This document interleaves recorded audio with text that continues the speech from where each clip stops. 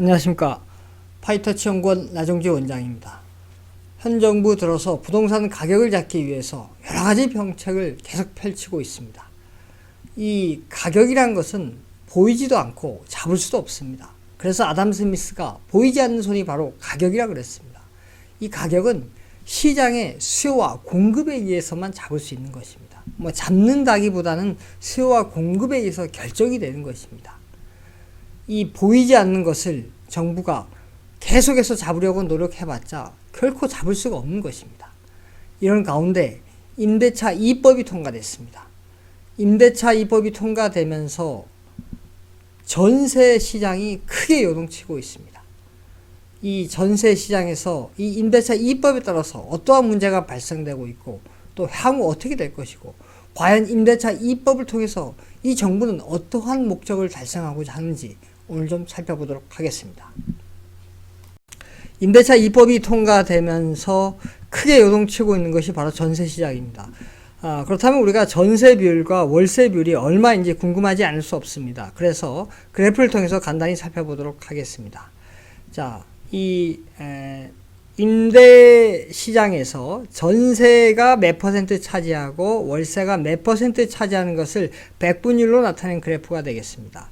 파란색이 전세 비율이고 빨간색이 월세 비율입니다.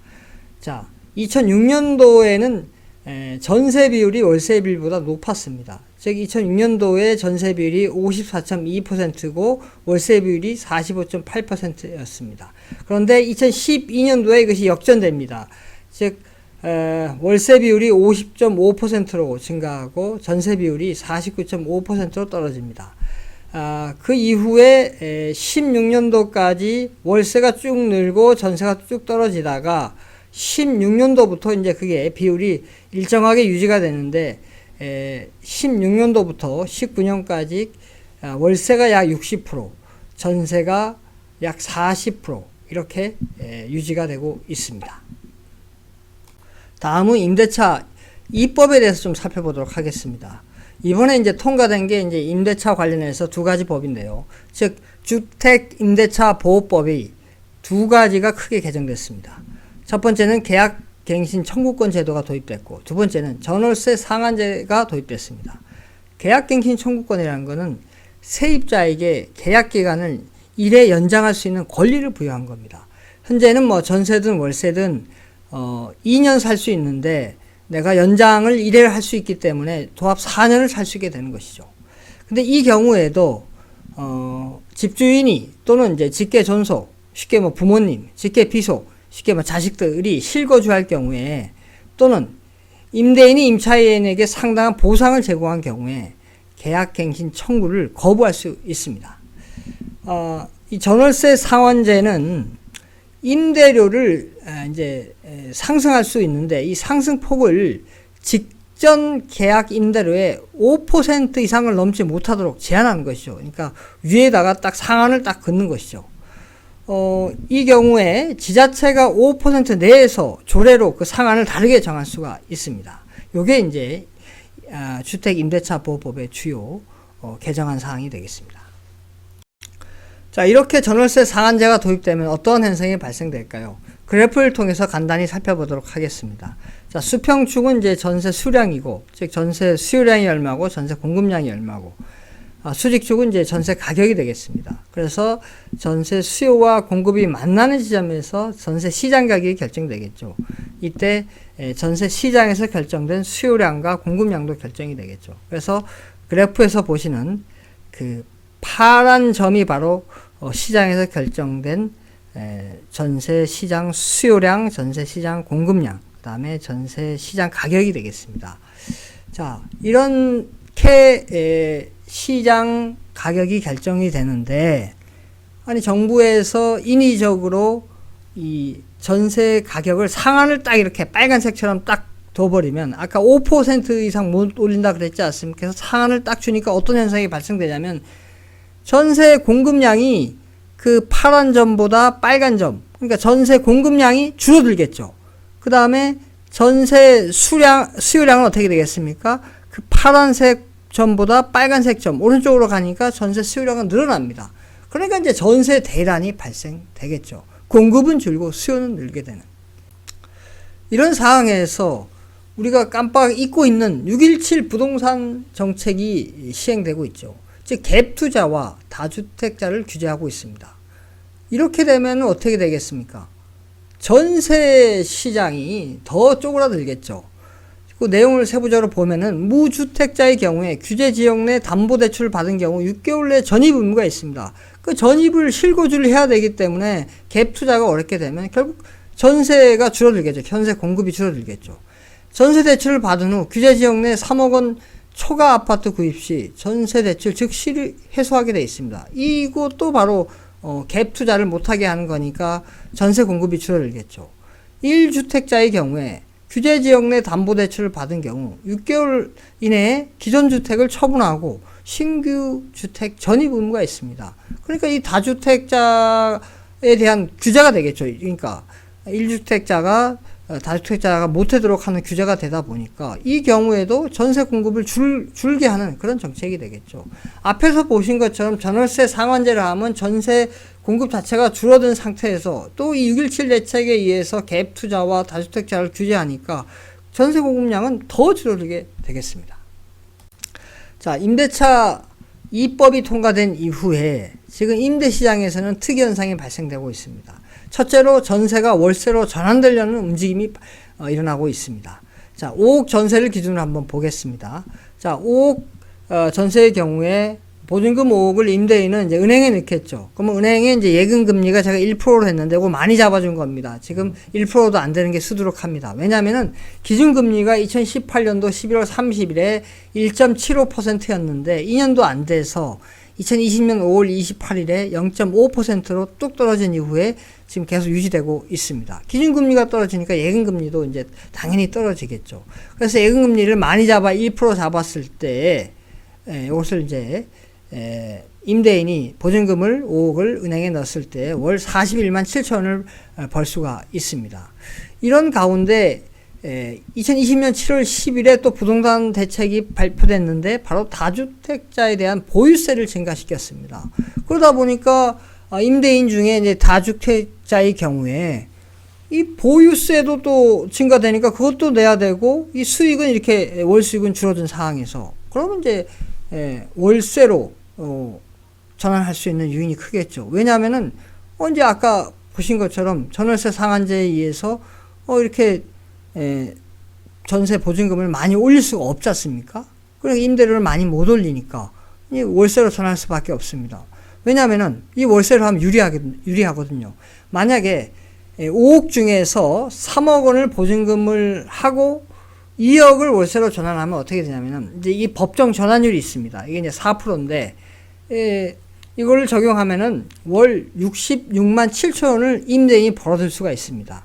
만약에 2억을 보증금을 하고 3억 원을 월세로 전환하면은 월 100만 원을 벌어들 수 있습니다. 훨씬 아까보다 전세일 경우보다 이 월세로 일부 전환했을 때 훨씬 수익이 크다는 걸 알 수가 있습니다.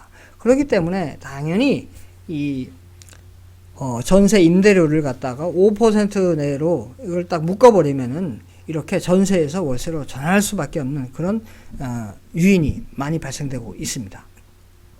다음으로는 이제 실거주 보상 등을 통하여 이 계약갱신 이 청구권 자체를 이 거절하는 움직임이 일어나고 있습니다. 자, 전월세 신고제, 제가 아까 임대차 보호법 2법이라 그랬는데 3법에 해당되는 전월세 신고제도 이제 곧 통과가 임박한데 이거는 이제 시행이 2021년 6월부터 시행입니다. 그러니까 그 이전에는 이 실거주 여부를 확인하기가 어렵습니다. 즉 지금 국토부에서는 아까 집주인이라든가 직계, 존속, 직계, 비속이 실거주할 경우에 이 계약갱신 청구를 거절할 수 있다 그랬는데, 그러면 이제 임차인 입장에서 실제 거주하는지 이제 확인이 필요하거든요. 그러니까 2년 동안 그 만약에 실거주하는지 확인하기 위해서 국토부에서는 그 자료를 제공한다고 하지만 이게 전월세 신고세, 이게 강제로 이제 나라에다 신고를 하는 거죠. 전세든 월세든 이것을 임차인이든 임대인이든 신고를 해야 이제 그 데이터가 모아지지 않습니까? 그래서 그 정보를 바탕으로 이렇게 임대인이 실제 거주하는지 알 수가 있는데 이게 시행되기 전에는 이게 정보가 국토부에서 뭐 제공한다지만은 이거 시행되기 전에는 제한되겠죠. 그래서 확인하기가 상당히 곤란할 것입니다. 그래서 결과적으로 말씀을 드리면 2021년 6월 이전에는 이게 임대인이 실거주를 한다는 목적으로 이 계약갱신을 거절하는 그런 상황이 계속 발생될 것으로 예상됩니다. 그 다음에 이제 보상금을 이제 임대인이 임차인한테 너 보상금을 줄 테니까 계약갱신 이거 청구하지 마라 라고 이렇게 얘기를 할 수 있습니다. 그런 경우에 이제 이 보상금을 임대인은 새롭게 들어오는 그 임차인한테 부과하는 겁니다. 그러니까 많이 이제 올리겠죠. 지금 현재 이 5%율은 5%밖에 못 올리는 거는 기존에 있는 이 계약 갱신 청구하는 사람에 대해서는 이거 5%밖에 못 올리지만은 이 새로 들어오는 임차인한테는 많이 올릴 수가 있거든요. 이 5%율이 적용 안 되니까. 그러니까 이 보상금을 이 새로운 임차인한테 더 부과를 하면서 이제 이 계약을 이 기존 임차인한테는 계약 갱신을 거절할 수 있겠죠. 또 이러한 현상이 또 발생되고 있습니다. 또 특이한 현상이 더 있는데요. 자, 임차인이 이 임대료 5% 인상에 대해서 거부를 해도 임대인이 이 임차인을 내쫓을 수가 없습니다. 아까 5% 내에서 인상할 수 있다 그랬지 않습니까? 임대료를. 그런데 이 법을 보면은 임차인이 내가 이래도 2년 더 내가 거주하겠다라는 계약갱신 청구권을 행사했을 때 임대인이 그래 5% 너 그러면 올려 했을 때 임차인이 그거 안 돼. 그거 5% 난 못 올려. 그렇다고 해서 임대인이 임차인을 이 계약갱신 청구권을 거절할 수 없다는 것입니다. 이 법에 이렇게 나와 있습니다. 자, 주택임대차보호법 제6조 3에 보면은 임대인은 임차인이 기간 내에 계약갱신을 요구할 경우 정당한 사유 없이 거절하지 못한다.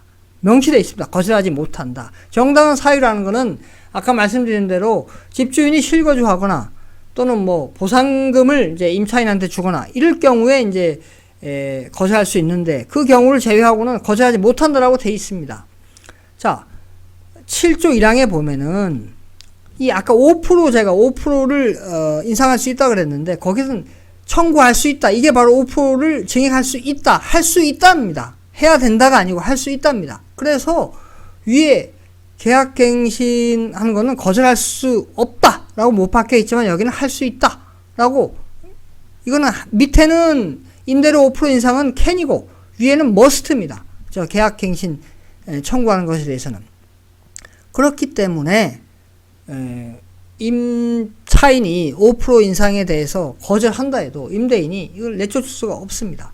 서울경제에서 이제 국토부에 이런 관계된 것을 이제 누가 이렇게 물어봤는데 보니까 임차인이 5% 인상을 거절해도 임대인이 이 계약갱신 청구를 거절할 수 없다라는 답변이 왔습니다. 그러니까 이 법을 이렇게 빨리 통과시켜보다 보니까 이게 앞뒤가 안 맞는 그런 법이 된 것입니다. 참 참담하지 않을 수 없습니다.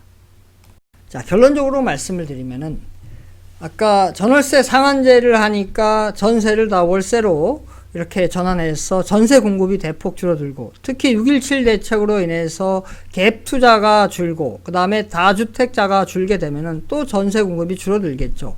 이렇게 전세 공급이 대폭 줄어들게 되면은 월세 비율이 늘어나겠죠.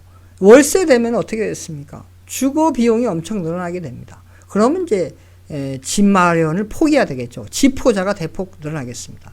또 오늘 발표된 것처럼 이렇게 전세가 줄게 되고 월세 수요가 늘어나게 되면은 그 월세 공급이 부족할 수 있어요. 그래서 오늘 정부에서 발표된 것처럼 공공임대 아파트를 늘리겠다는데, 그럼 공공임대 아파트의 비율이 늘어나겠죠. 이렇게 되면은 공공임대에 들어가게 되면은 또 어떻게 되겠습니까? 집 살려는 그런 의지가 꺾이지 않겠습니까? 그럼 집을 결국은 포기하겠죠. 그래서 집포자를 대폭 확대하는 정책이 아닌가, 그런 생각이 듭니다. 저는 이제 김수현 정책실장의 그 뭐 자서전인가 거기에 나와 있는 걸 보면 집을 가지면 보수적이 되기 때문에 우리 지지 세력이 될 수 없다. 그 내용에 대해서 처음에는 반신반의했는데 이번에 임대차 입법을 보고 나서 정말 그럴 수 있겠구나라는 그런 생각이 확 들고 있습니다. 예, 오늘은 여기까지 하겠습니다. 감사합니다.